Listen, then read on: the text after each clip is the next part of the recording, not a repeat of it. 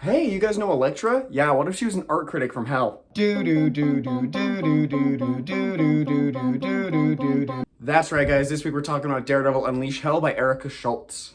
This was a 5-issue miniseries released from January through May of 2025, and the trade paperback was released a week ago as of the time this video is being posted. And as much as I feel like I shouldn't like this was just fun. This book is so much fun. This book was done by a whole bunch of different artists who I'm not going to list off one by one, but their names should all be on screen right now. They collaborated just so well on this. This book is so well drawn. I would borderline say it's the best aspect of the book.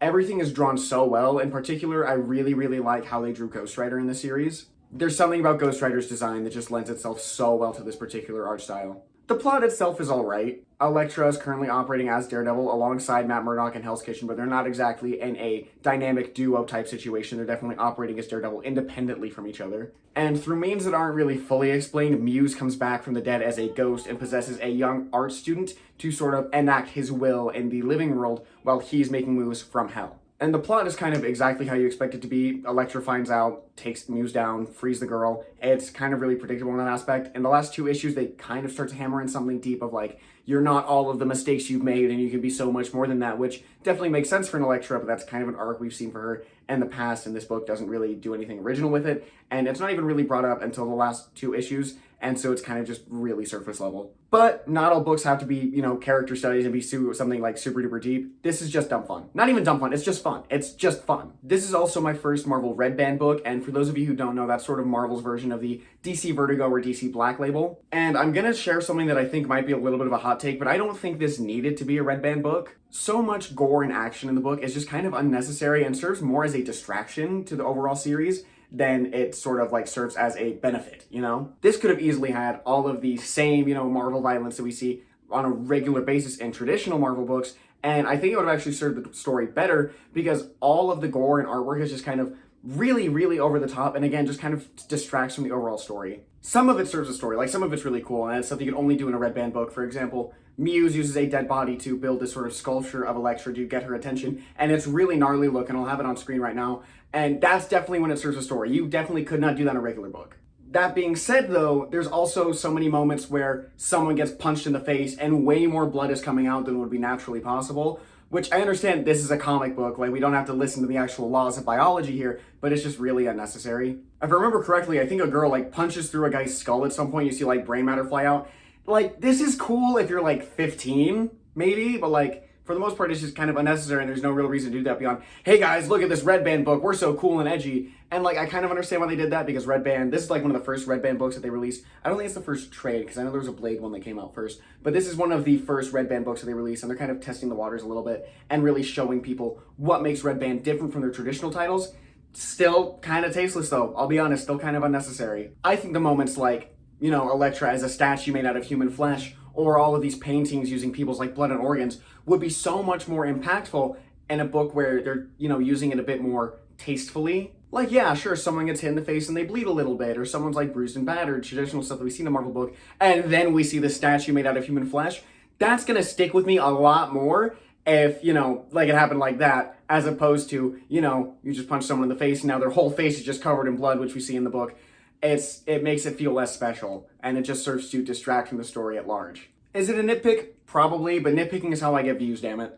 The book tries to end on some kind of like deep metatextual whatever when Elektra and Ghost Rider go to hell to face Muse and his new apprentice, and it kind of falls flat for me, I'll be honest. Elektra has to fight this evil version of herself who's drawn in black and white and grayscale named Hellectra, which, that's a very dumb name by the way, who represents all of Elektra's past sins and how she'll never ever grow past that.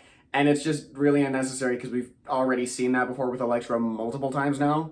And this book really does nothing to innovate on top of that. And again, like I said earlier, it's just kind of hammered in the last 2 issues, which just makes it feel like a really sudden tone shift in the book for no real reason. And it's like the book didn't really need that because this book already is filled to the brim with really, really cool action sequences and really, really fun art. This book is just fun as it is. You didn't really need to hammer that in the last 2 issues. It feels like the book kind of felt obligated to do that and sort of just like really just speed run a weird character arc for the last 2 issues.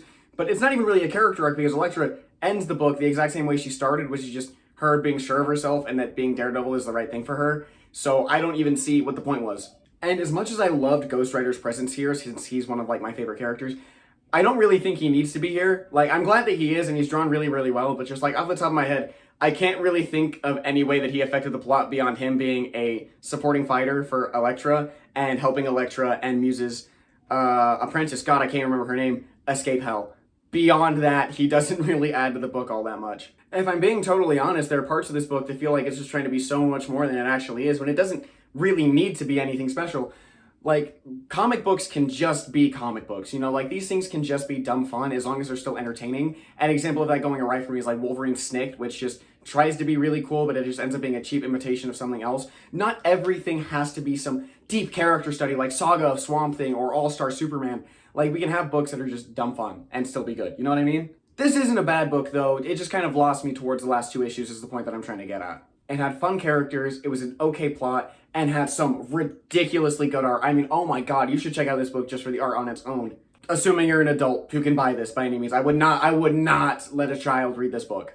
I appreciate what the book is trying to do though, and it looks like the whole Red Band thing isn't going to stop anytime soon. I think we're getting a Marvel Zombies Red Band book here soon. Punisher's Red Band #1 just came out last week. So it seems like Marvel is kind of going to be in this for the long run, or at least for the time being, that's what it seems like. And honestly, I'm all for that. I like that Marvel is trying to appeal to wider demographics, like they're doing more kids comics like Spider-Boy and Spider-Girl. I know those both just ended, but just hear me out.